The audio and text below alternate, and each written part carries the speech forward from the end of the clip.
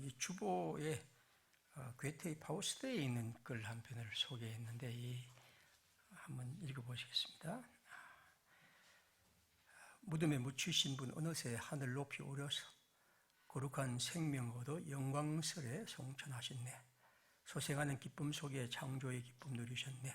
아, 슬프게도 우리는 이 땅 품 안에 남아있네. 주님을 사모하는 우리들 이곳에 남겨놓으셨네. 아, 스승님, 우리는 애통합니다. 당신의 기쁨 나누지 못했음을. 이제 사도들이 이렇게 이제 부활하신 주님을 찬양하자 이제 천사들의 합창이 등장합니다. 주님께서 부활하시네. 사멸의 품을 벗어나 너희는 즐거운 마음으로 속세의 끈을 끊을지어다. 행동으로 그를 찬미하고 사랑을 증명하며 외롭게 음식을 나누는 자, 전도의 길에 나서 기쁨을 약속하는 자, 주님은 너희에게 가깝고 너희를 위해 계시도다. 아주 좋은 글인데 한 번씩 읽어보시기 바랍니다. 오늘 30절 제가 먼저 소개합니다. 이 본문에서 30절 한번 같이 읽어보겠습니다. 그날에 여호와께서 이같이 이스라엘을 애굽 사람의 손에서 구원하심에 이스라엘의 바닷가에서 애굽 사람들이 죽어 있는 것을 보았더라.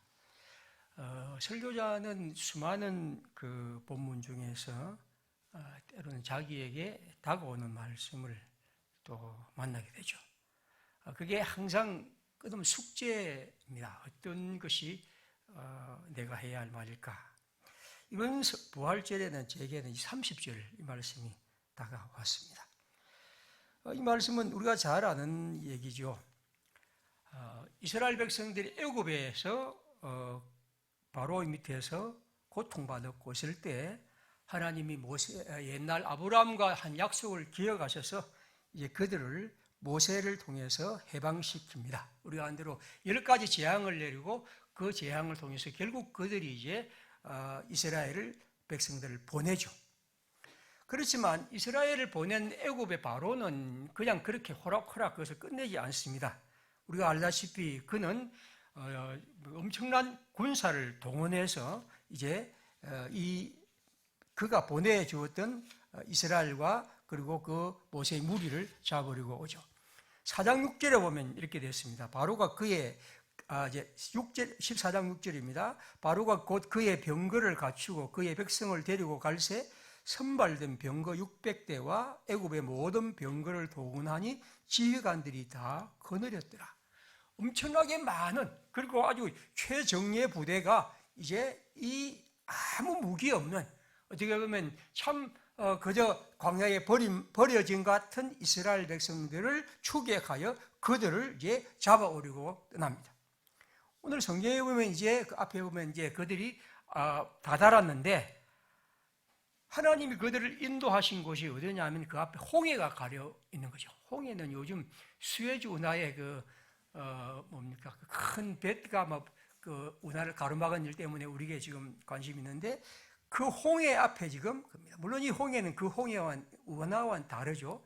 어쨌든 이 홍해 앞에 서고 뒤에는 엄청난 바로의 군사가 옵니다. 그래서 그들이 모두 두려워할 때 하나님께서 모세에게 21절에 말씀처럼 바다에 손을 내밀으라 해서 바다에 손을 내밉니다. 그러자 밤새도록 뽕뽕 불어서 그 물이 갈라졌고 그리고 좌우에 벽이 되고 그리고 이제 이스라엘 백성들이 그곳을 걸어갑니다. 그러자 그들을 쫓아오던 이 애굽 사람들도 그 뒤를 따라 들어옵니다. 성경은 이런 아주 그 박진감 있는 장면 이후에 다시 이제 모세와 이스라엘 백성들이 그 홍해를 다 건너자 하나님께서 모세에게 말씀하셔서 모세가 그 손을 다시 내밀으니까 그 물이 다시 합쳐지고 우리가 아는 대로 여기 바로와 그 병거들이 이제 그 물가에 휩쓸어 바다에 빠지게 되죠. 그리고 30절에 오늘 읽은 말씀은 그렇습니다. 하나님이 이렇게 해서 이스라엘을 애굽 사람들의 손에서 구원하셨고 이스라엘 사람들은 바닷가에서 애굽 사람들이 죽어 있는 것들을 보았다. 이게 이 성경의 얘기입니다. 우리는 첫 번째 기억할 것은 하나님이 이스라엘을 구원하셨다는 거죠. 10절에 보십시오. 그날에 여호와께서 이같이 이스라엘을 애굽 사람의 손에서 구원하셨다. 여호와의 능력, 바다의 길을 내셔서 그들을 인도하시는 것입니다. 요즘 진도에 한 번씩 바다가 갈라진다는 얘기를 하고 이걸 설명하는데 이거와는 그 차원의 문제는 다릅니다. 자연현상을 가지고 이런 걸 설명하려는 것은 별로 큰 부질이 없는 얘기입니다. 어쨌든 이것은 하나님의 능력이었고 하나님의 역사로 그 일이 이루어집니다. 시편 66편 6절은 이스라엘은 이렇게 노래합니다. 하나님이 바다를 변하여 육지가 되게 하셨으므로 우리가 걸어서 딱 강을 건너고 우리가 거기서 주로 말미암아 기뻐하였다. 우리가 자주 읽었던 77편이죠. 주의 길이 바다에 있었고 주의 고든 길이 큰 물에 있었으나 주의 발자취를 알 수 없었나이다. 주님께서 이스라엘을 그렇게 인도하셨다는 거죠. 주의 백성을 양떼같이 모세와 아론의 손으로 인도하셨다. 오늘 우리가 이 성경을 통해서 하나님은 이스라엘을 구원하셨고 하나님의 백성들은 그 사실을 보았던 것입니다. 그리고 이것은 지금까지 그들이 경험하지 못했던 놀라운 일입니다. 그것은 그들이 지금까지 상상하지 못했던 일들이었고 하나님은 그런 방식으로 그들을 구원하셨습니다. 여러분, 부활은 궁극적으로 구원의 사실이죠. 하나님이 우리를 구원하시는 사실입니다. 그것은 당신 자신이 죽었다가 다시 살아나신 사건이죠. 이것은 온전히 새로운 사건이고 한 시대가 새롭게 열리고 지금까지 어느 누구도 상상하지 못했던 불가능한 일들의 새로운 역사, 이것입니다. 이것은 많은 기적 가운데 하나가 아니라 오직 온전하고 유일한 일입니다. 그것은 죽음에 대한 승리를 통해 하나님의 부활이 오늘 우리에게 나타나고 우리는 하나님이 우리를 그렇게 구원하셨다는 것이죠. 그래서 고린도전서 15장에서 바울은 이렇게 말합니다. 죽은 사람들이 다시 살아나는 일이 없다면 그리스도께서 살아나신 일도 없었을 것이다. 그리스도께서 살아나지 않으셨다면 여러분의 믿음은 헛것이 된다고. 하나님이 우리에게 내푸신 이 부활의 역사는 단지 어떤 희한한 기적을 우리에게 선사하는 것이 아니라 하나님의 구원이 우리 가운데 결정적으로 그 어떤 것과 견줄 수 없는 생명의 역사로 임하였다는 것입니다. 그러므로 우리는 이 부활 사건을 통해서 하나님이 우리 가운데 베푸신 은총과 그 은총의 역사를 보게 되죠. 복음, 즉 좋은 소식이란 것은 바로 하나님께서 우리에게 베푸신 이 구원을 마치 이스라엘과 모세가 하나님의 구원을 보았듯이 우리도 그것을 보고 주 앞에서 같이 고백하는 것입니다. 역시 바울은 고린도전서 15장 54절에 말합니다. 이 썩을 것이 썩지 아니함을 입고 이 죽을 것이 죽지 아니함을 입을 때에 사망이 삼키리라고 이기리라고 기록된 말씀, 사망을 삼키고 이기리라고 기록된 말씀이 이루어지리라. 하나님의 사람들은 오늘 또 이 부활의 아침에 주님의 부활을 우리의 눈으로 보고 주님의 부활이 나의 부활이 되고 주님의 생명이 나의 생명이 되고 내가 그 생명을 입은 사람으로서 주 앞에서 살아감을 고백하는 것이죠. 오늘 부활절 예배를 드리는 우리 모두에게 하나님이 우리에게 주시는, 그리고 모세와 이스라엘 백성이 보았던 하나님의 놀라운 구원의 역사, 이 새로운 역사가 우리 가운데 있고, 그래서 우리가 진정으로 우리의 생명이 주 안에서 진정한 하나님의 생명으로 거듭나는 그런 은총이 우리 속에 있기를 바랍니다. 이 성경은 또한 이 30절에 제가 오늘 말씀드린 두 번째 얘기입니다. 그날에 이스라엘 백성들이 애굽 사람의 손에서 하나님이 구원하는 것을 보았을 뿐 아니라 구원하심에 이스라엘이 바닷가에서 애굽 사람들이 죽어 있는 것을 보았더라. 죽어 있는 것을 보았더라. 이스라엘 사람들이 바닷가에서 애굽 사람들이 죽어 있는 것, 어떻게 보면 죽음을 보았다고 말합니다. 지금 이스라엘이 본 것은 뭐냐면 아까 본 4장 6절에 있는 애굽의 그 막강한 군대, 그들을 공포에 넣어놓는 그 거대한 병거와 말, 애굽의 군대가 아니라 아무것도 할 수 없는, 그래서 마치 시체처럼 널브러져 있는, 바닷가에 널려 있는 애굽의 군대, 그들은 그것을 보았던 것이죠. 출애굽기 15장 3절은 바로 이어서 이 일에 대한 모세의 노래입니다. 여호와는 용사시니 여호와는 그의 이름이로다. 그가 바로의 병거와 그의 군대를 바다에 던지시니 최고의 지휘관들이 홍해에 잠겼고 깊은 물이 그들을 덮으니 그들이 돌처럼 깊음 속에 가라앉았도다.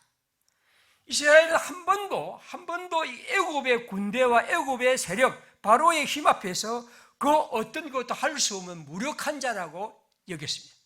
항상 그들은 억압하고, 그들은 억압을 당하고, 그들은 지배하고, 그들은 지배를 당하고, 그들은 빼앗아갔고, 그들은 빼앗겼고, 그리고 그들은 그들에게 애굽은 그들에게 모든 방식으로 그들을 압제했지만 그들은 그저 눈물 흘리며 살아왔던 것이죠.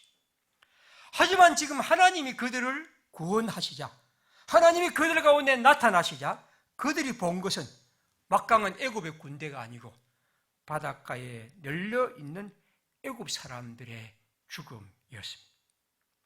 예레미야 20장은 이렇게 말합니다. 그러나 여호와는 두려운 용사 같으심이 나와 함께 하심으로 나를 박해하는 자들이 넘어지고 이기지 못할 것이오며 그들은 지혜롭게 행하지 못함으로 큰 치욕을 당하오니 그 치욕은 길이 잊지 못할 것입니다. 여호와께서 두려운 용사같이 나가시, 그리고 그 대적을 치시고, 그래서 하나님을 치는, 하나님의 백성들을 치는 대적이 사라지는 것이죠.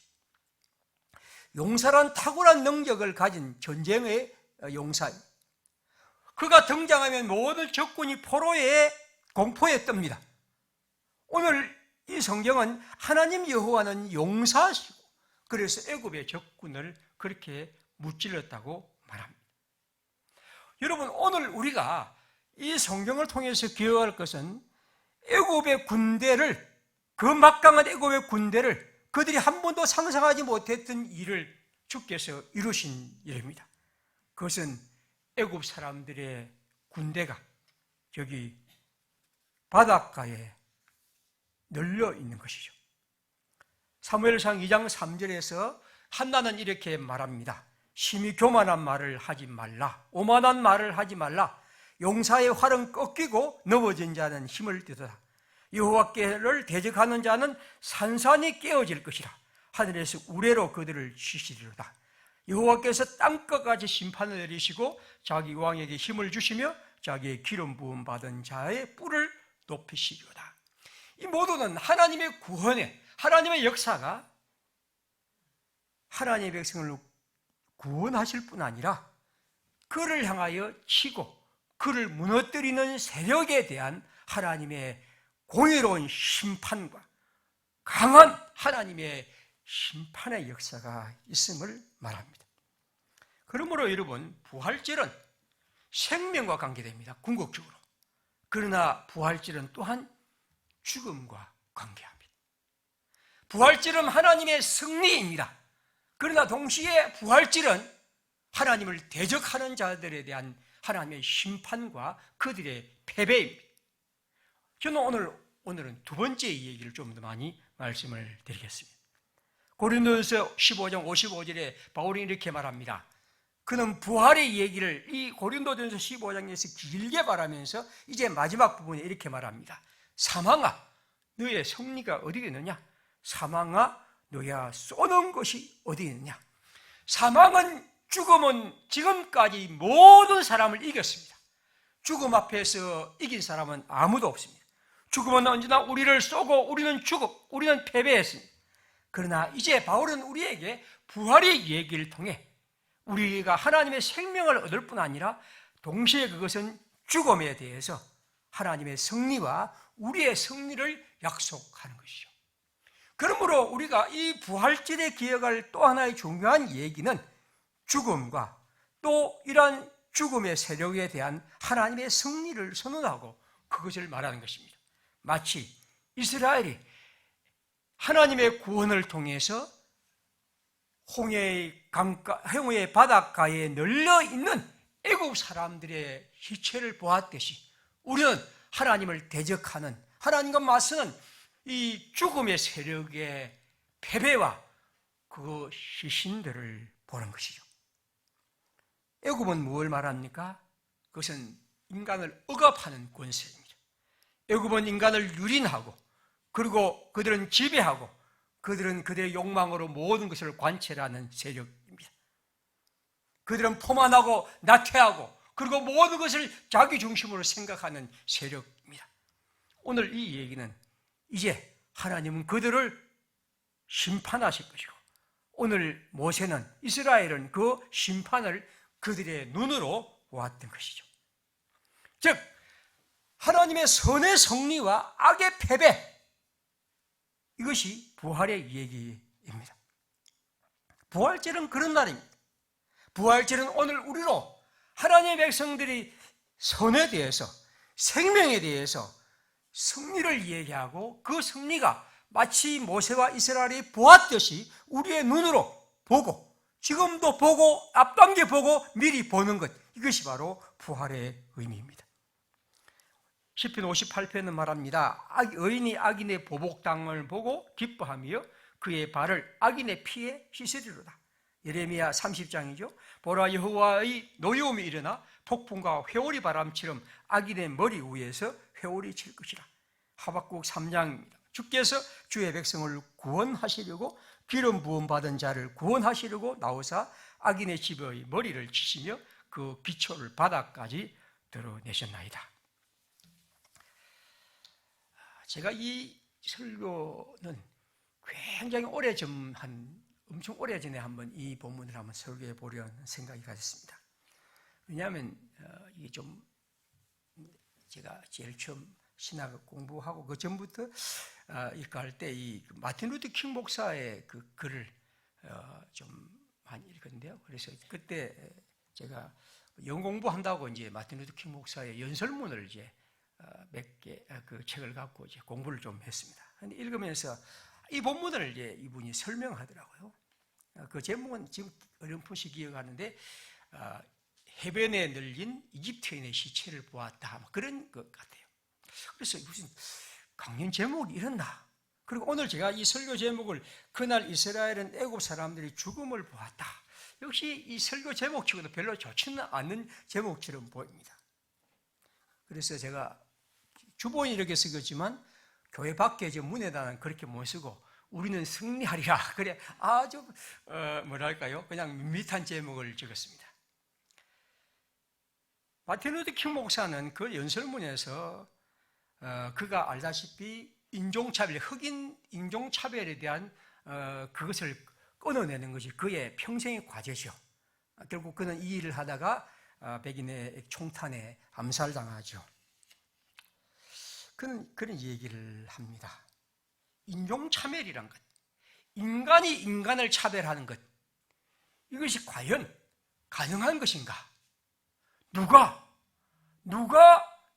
인간인데, 같은 인간이 인간을 그의 색깔을 가지고 차별한다는 것이 어떻게 그것이 가능한가? 그가 볼 때 가장 슬퍼했던 것은 그것을 기독교인들이, 교회가 그것이 당연한 뜻이 얘기하고 그것을 주장한다는 거죠.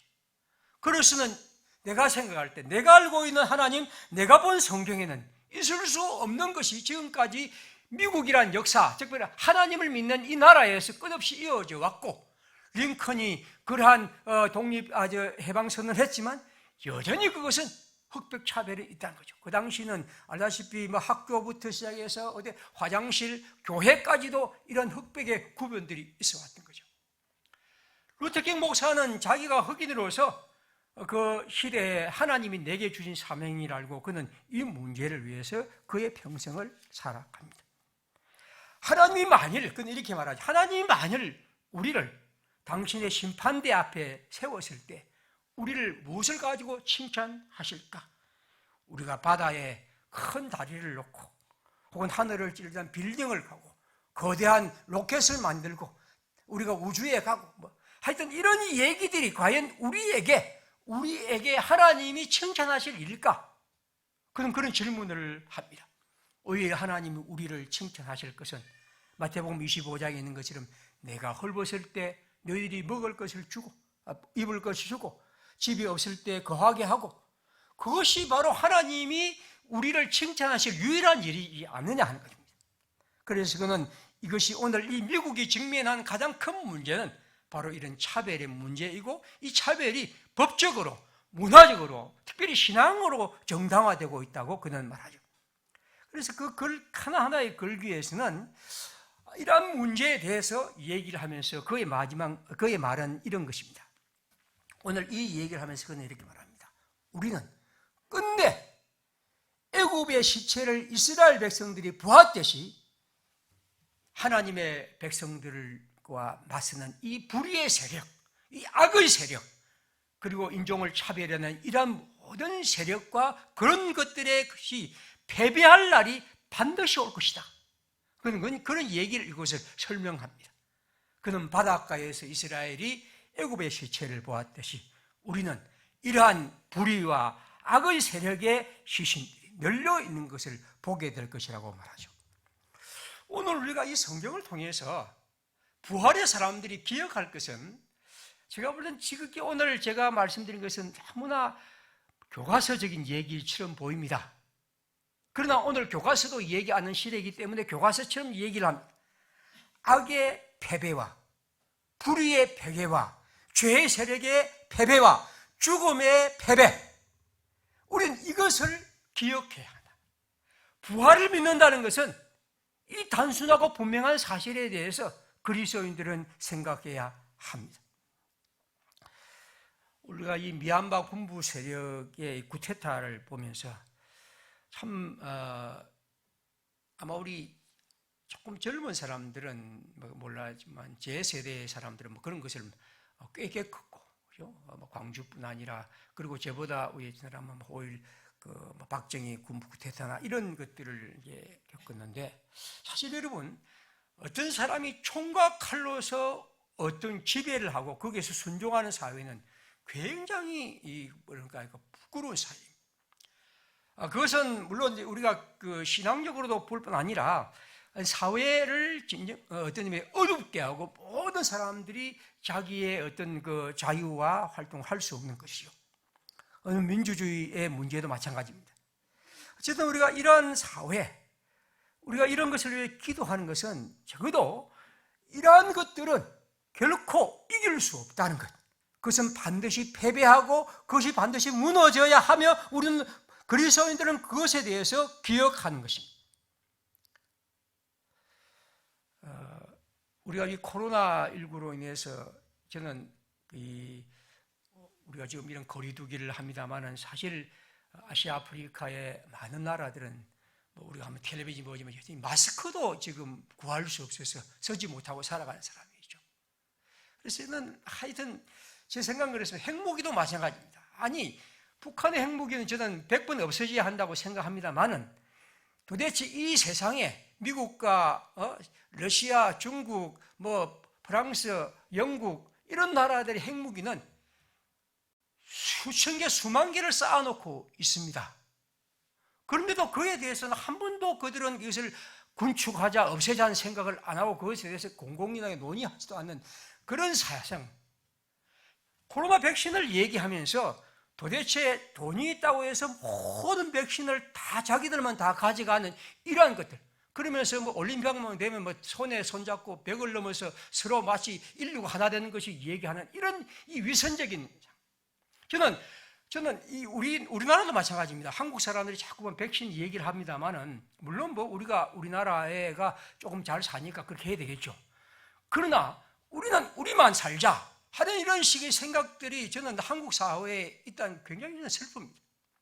그래도 코백스란 이런 국제기구를 통해서 이걸 좀 골고루 나누고 그렇게 해야 하는 이 사상인데 어쨌든 저는 생각합니다. 이런 이기심, 자기 욕망 이런 교만, 그리고 돈으로 모든 걸 해결하는 이런 것들, 이거 다 악의 세력들입니다.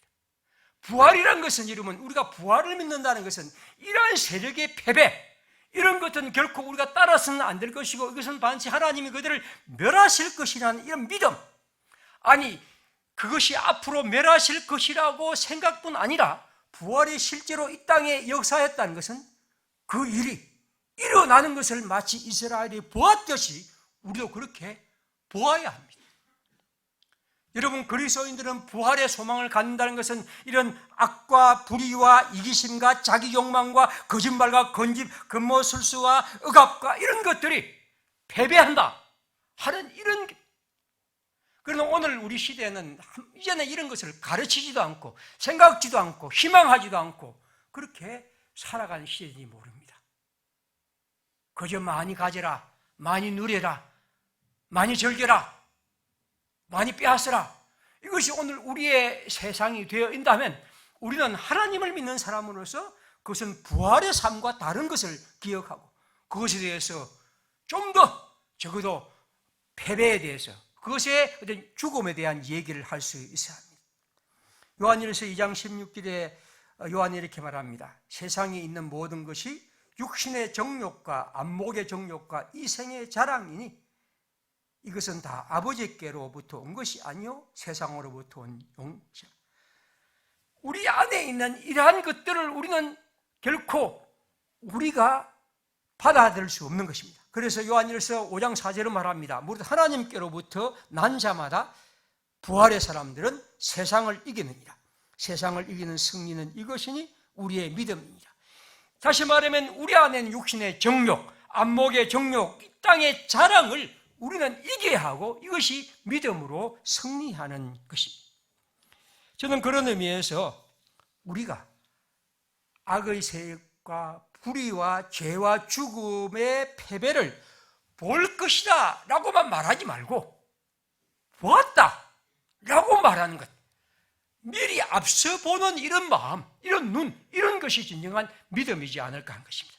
왜냐하면 우리는 이 땅에서 여전히 악의 힘이 이기고 불의가 더 강하고 그리고 이기심과 자기 욕망과 자기 중심적인 삶이 언제나 사람들에게 칭찬받고 그래서 그들이 많은 걸 누리고 있는 시대에서 우리는 이 얘기를 하고 있기 때문입니다.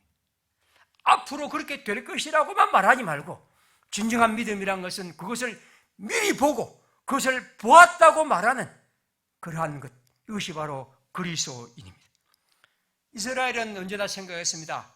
애굽의 전차가 이긴다. 애굽의 군대가 우리를 이긴다. 우리는 아무것도 할 수 없다. 그러나 이스라엘은 그날 보았습니다. 애굽의 군대를 우리가 이겼고 애굽의 전차를 물에 빠뜨렸고 그것은 하나님의 승리이며 우리의 승리인 것이죠. 죽음은 생명을 이길 수 없습니다. 죄는 의를 이길 수 없습니다. 정죄는 용서를 이길 수 없고요, 어둠은 빛을 이길 수가 없습니다. 미움은 사랑을 이길 수 없고 각자 도생하는 이 세상에서 그러나 연대성을 이길 수가 없습니다. 오늘 우리는 이 성경을 통해서 부활이라는 것이 우리의 삶에서 이 어려운 시대, 어두운 시대에서 애굽의 세력이 가득한 이 시대에서 하나님의 승리와 함께 그 세력의 패배를 보는 눈, 이것이 바로 그리스도입니다. 가라지 비유에서 예수님은 말씀하지 않습니까? 하나님의 나라에는 가라지와 알곡이 같이 자랍니다. 사람들은 가라지를 다 뽑아버리려고 합니다. 물론 우리의 열망도 그렇죠. 그러나 주님은 그것을 가만히 두라고 말씀하죠. 왜 그렇습니까? 추수 때가 되면 내가 이것을 불사르고 곡간에 모아 내 곡간에 넣을 것이다. 곡식은 내 곡간에 넣을 것이다. 이 세상은 언제나 죽음과 생명이 공존합니다. 가장 크게 죄와 불의가 함께 있습니다. 죽음 언제나 이기고 죄가 언제나 힘이 있는 듯 합니다. 그러나 그리스도인들은 이 속에서도 궁극적으로 하나님의 생명과 하나님의 정의가 승리할 것을 믿는 사람들입니다. 그리고 그 승리의 확신 속에서 우리는 이 세상에서 미리 그 불의와 불의 욕망의 세력의 패배를 보는 것이죠. 사랑하는 평화의 식구들, 이 부활절에서는 아주 단순한, 그러면서도 너무나 잘하는, 그러나 때로는 우리가 잊고 사는 얘기를 한번 드려보았죠. 부활은 하나님이 우리에게 주신 생명의 승리입니다. 그리고 부활은 죽음과 죄와 이기심과 미움과 정오와 그리고 우리 안에 있는 모든 불의의 것들을 하나님이 은총으로 깨끗하게 해주시고, 그리고 그 속에서 하나님의 새로운 사랑과 또 연대성과 그리고 의와 그리고 아름다운 빛된 삶으로 우리를 이끄시는 하나님의 능력입니다. 이 은총이 우리 모두에게 이 부활절에 임하기를 바랍니다. 우리 함께 시간 기도하겠습니다. 주님의 은총 속에서 우리가 부활의 사람으로 살아가는데, 주님, 우리를 항상 주님의 이 부활의 역사 안에 더 풍성히 거하고 그 속에서 이 땅을 모든 것을 하나님의 눈으로 바라보는 그런 믿음의 사람, 소망의 사람이 되게 해 주옵소서. 기도하겠습니다.